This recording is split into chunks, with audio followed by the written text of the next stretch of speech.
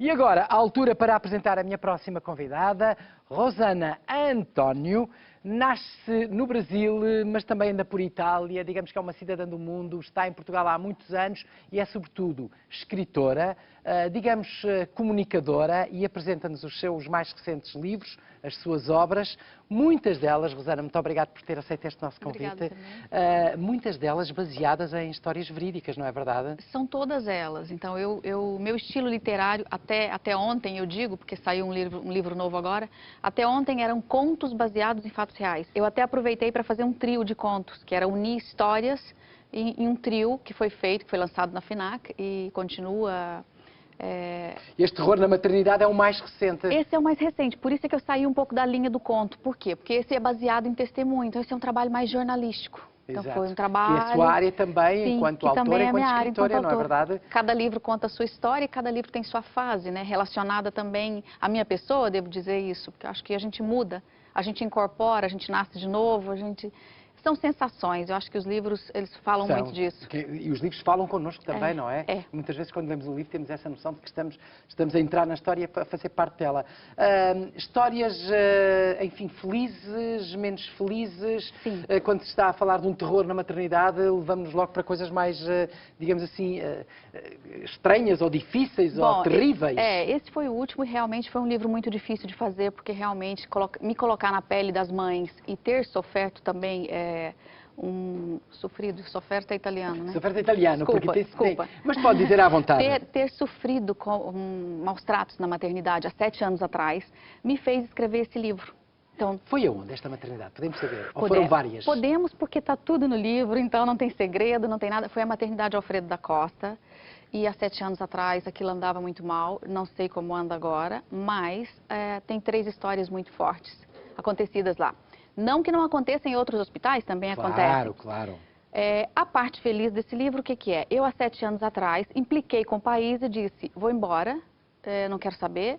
Tentei reclamar, tentei fazer uma queixa com a advogada me disse, não tente, não vai conseguir nada. Fui embora do país muito chateada e depois pensei, por que eu fui embora de Portugal? Quando eu cheguei de novo na Itália, uma das minhas casas, eu pensei, por que eu fui embora de Portugal se eu adoro aquele país? Por que eu tenho que ir embora de lá? Então foi aí que eu, há 3 anos atrás, voltei e disse, não, eu voltei e agora eu vou fazer uma denúncia a sério. E uma denúncia a sério é um livro. Exatamente. Aliás, há aqui a própria capa do livro tem, assim, digamos assim, excertos e dizeres de pessoas que nos marcam muito. O pai do bebê é conhecido como? É branco, cigano, indiano. Assim, para uma mãe que está ali naquele período difícil ouvir história destas, cesariana não pode ser, já temos muitas por hoje. Vamos esperar mais um tempo. Isto foram coisas que aconteceram. Isso aconteceram com as mães. E não se pode, ou seja, estamos a denunciá-las, obviamente, aqui no livro, mas conseguimos chegar mais longe, às vezes, com este tipo de algumas mães conseguiram. Teve uma mãe, que eu acho que é o caso mais grave, porque eu acho que o caso, quando afeta o bebê, ele é o mais grave. Quando ele afeta a nós vamos embora, e quando nós olhamos na cara dos nossos filhos, nós pensamos assim, valeu a pena, chega. Quando afeta o bebê, não, porque você vê uma sequela, o que você faz com ela? Você tem ela para a vida inteira. Ou você tem ela por um determinado tempo que impede você de ter uma vida normal. Claro. Então, teve uma mãe que teve uma sequela no bebê e ela fez queixa. Ela fez queixa e o processo continua em andamento, a bebê já tem quase 2 anos. E vamos lá ver o que acontece. Casos de negligência. De negligência. Eu, sinceramente, foram maus tratos. Foi negligência, mas também foram maus tratos. Mas é como eu disse, eu gostei de fazer o trabalho, porque eu exorcizei o problema, eu estou livre. Tanto é que há 2 meses eu tive um bebê e foi um parto maravilhoso. Posso dizer que tive um parto de novela e acabei com isso. E hoje eu me declaro mesmo deste país e vai ser difícil me mandarem embora daqui agora. Claro. Rosana, quando escreveu este livro, na sua opinião, isto é um problema das pessoas, do trato das pessoas, ou por vezes até do próprio sistema, da própria instituição? É muito forte, é muito difícil de distinguir isso, porque alguns casos eu reparei que é da instituição. Isso já é assim porque isso já era assim há 10 anos atrás, há 15 anos atrás. Outros não, outros é da pessoa. Então, quer dizer, aumentaram as horas desses infelizes, desses profissionais de saúde, aumentaram, não sei se 5 horas ou 6 horas na carga horária, e não aumentaram o salário. Quer dizer, quem paga são os utentes. Então, se eu tenho um utente aqui, deixa eu... Descarregar, não é? Descarregar. Exato. Sim, mas não pode, primeiro não pode, ainda para mais numa situação de mãe que vai à maternidade ter o seu bebê. É triste. Está numa situação ainda mais frágil, É não porque é um momento sublime e acabam destruindo isso. Então, o sonho da maternidade, O facto de denunciar estas coisas neste livro, por exemplo, de terror na maternidade, enfim, alguém entrou em contacto consigo? Sim, entraram. Teve várias abordagens? Tive, e vou ter que levar muito com isso ainda na cabeça. Eu sei disso porque quando eu fiz o Filhos da Mãe foi a mesma coisa. Quando se trabalha com temas polêmicos, nós temos que estar preparados para isso.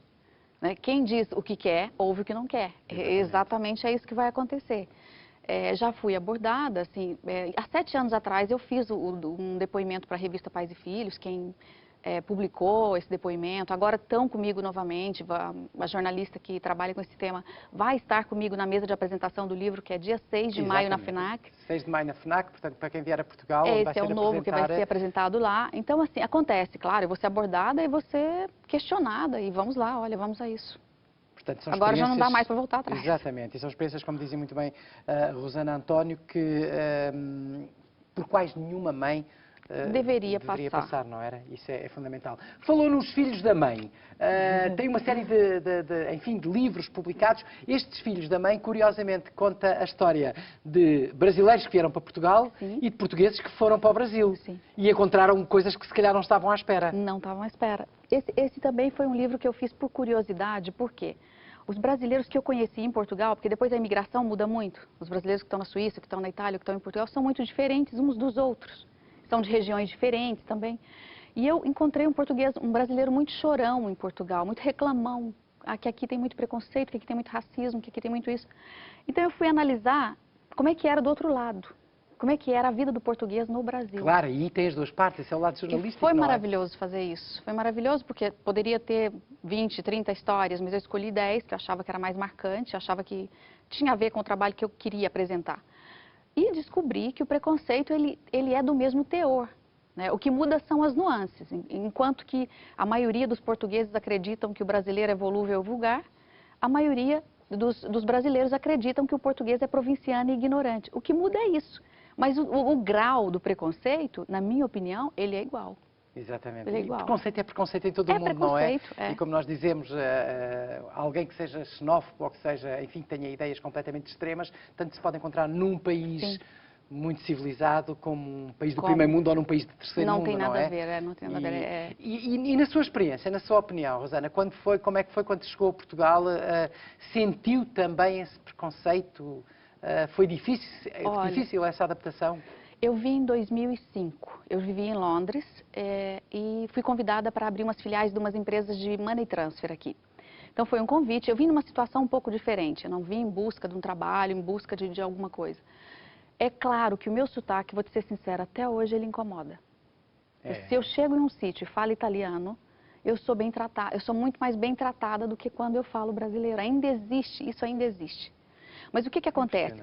Nem posso culpar tanto o país. Como eu estava te dizendo, a imigração que veio para Portugal dos anos 90 para cá foi tão deteriorada, foi tão inferior à que tinha antes, que Sim, uns acabam pagando pelos outros.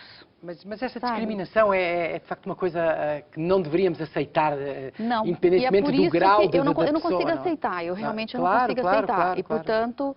Quando no século XXI existir ainda o preconceito, enfim, como muitos dos nossos portugueses que nos estão a ver por este mundo fora sentiram quando chegaram aos países de acolhimento também, esse tipo de preconceito. Esta história, Rosana, já agora ajude-me a esclarecer. Esta história que nós às vezes dizemos o Brasil, o país irmão, e Portugal, o país... Muitas vezes não é bem assim. Exatamente. Então foi essa pergunta que me fizeram quando eu lancei o Quem Tem Boca Vai a Roma. Um jornalista me perguntou, então, Rosana, diga lá, você acha que Portugal e Brasil são países irmãos? E eu respondi muito espontânea para ele, eu acho que não são nem primos. Porque a gente se trata tão mal, mas a gente se trata tão mal que a gente não tem grau de parentesco. Eu até brinquei com ele e disse, se fôssemos irmãos, um dos dois seria um irmão bastardo. Porque, realmente... É involuntário até, já se tornou uma coisa assim tão natural, eu falar mal de um português numa brincadeira, numa piada, ou o português fazer a mesma coisa, olha, tá ali, é brasileiro, não sei o quê. Já se tornou um vício, eu até me pergunto e me questiono se é tanto preconceito ou se é um vício já que nós temos. Pois é, uma coisa impressionante.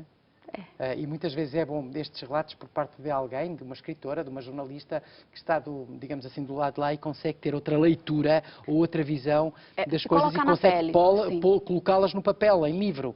Isso é fantástico. Sentiu mesmo, por exemplo, uma vez que é uma cidadã do mundo, porque tem uma costela italiana, outra costela brasileira, a Itália sente-se a mesma coisa? Não, a Itália não. A Itália adora o brasileiro. Ela tem essa paixão pelo brasileiro. Então, quando eu cheguei na Itália, tenho família, não lá, não tenho mais família lá.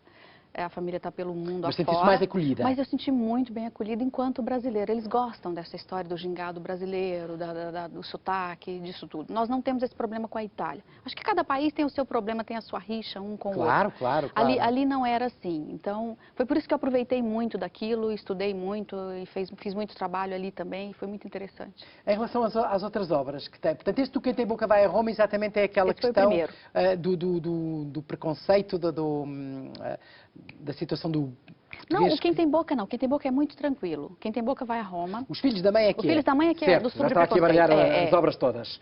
Exatamente. E este Quem Tem Boca Vai a Roma? Esse livro é muito engraçado. Eu começo o capítulo dele com nem tudo acaba em pizza. Quer dizer, pode acabar melhor, né? Ou pode acabar pior, que foi o caso.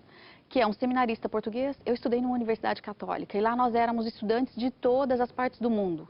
E encontrei também no meu giro de amigos um seminarista português, né? Que era aquele português alto, bonito, todo bonitão e tal. Só que a gente não sabia que ele era seminarista. Então, até então ele passava por estudante, tudo normal e tal, ia namorava as meninas e tal. Então ele conheceu uma moça que era do nosso grupo, que era da Guiné, e houve ali um romance entre eles.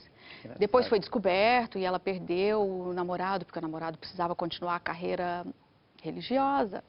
Tudo isso acontecia ali na universidade. Então, são 9 histórias. E são histórias assim, de gente diferente, de gente de eslovaco, de venezuelano, de brasileiro, de polaco. Tem gente de todo lado, mas são histórias engraçadas, divertidas. Acho que... Claro. Ou seja, no fundo o que estamos a ver são histórias baseadas todas em factos verídicos e que aguçam o apetite do leitor. Eu espero que sim. Porque cada vez... alguns já vão até na terceira edição. Na terceira edição. Não, foi excelente. Esse livro, Quem Tem Boca Vai a Roma, ele entrou até, na altura, numa campanha do Banco Espírito Santo. Então, ele, antes de ser livro, ele já foi vendido. Ótimo. Eu consegui entrar numa campanha dos novos residentes. O diretor estava lançando uma campanha para imigrantes no país. Então, eu fui lá ter com o diretor e disse, olha, eu estou escrevendo um livro sobre imigrantes, então acho que tem muito a ver com a sua campanha. Claro. E ele acreditou que sim, e leu em PDF e me disse, olha, o seu livro foi aprovado, vamos pôr na campanha. E eu acho que a partir dali... Se abriram portas. Se abriram muitas. A Rosana ainda vai continuar aqui connosco ao longo deste nosso Alô Portugal, à conversa e falar exatamente das histórias, enquanto jornalista, enquanto comunicadora, enquanto autora.